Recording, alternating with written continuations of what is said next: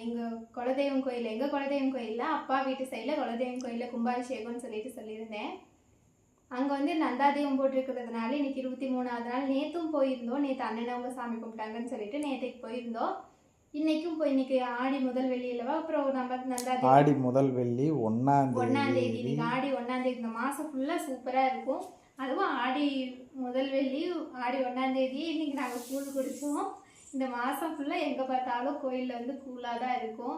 அது நிறைய இந்த ஆடி பூரம் அந்த மாதிரி நிறைய வரும். இன்னைக்கு வந்து ஆடி முதல் வெள்ளிங்கிறதுனாலையும் அங்கே நந்தாதீபம் போட்டிருக்கிறதுனாலையும் கோயிலில் போய் சாமி கும்பிட்டு வந்துடலான்னு சொல்லி போயிருந்தோம்.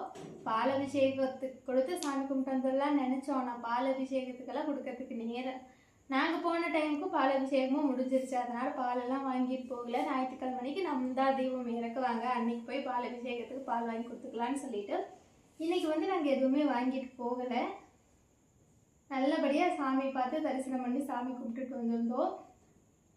நாங்கள் வந்து ஏன்டா இந்த 2 நாள் போகணும், சூப்பராக இருந்துச்சு, ஏன்டா இவ்வளோ நாள் மிஸ் பண்ணோன்னு இருந்தது, போகவே இல்லை. இந்த 2 நாள் தான் கடைசியாக 2 நாள், அதுவும் நாளில் கடைசி இந்த 2 நாள் தான் போயிருந்தேன்.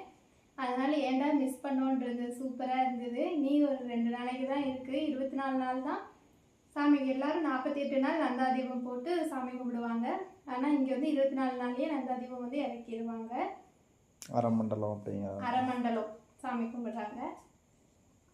அவ்வளோதான்.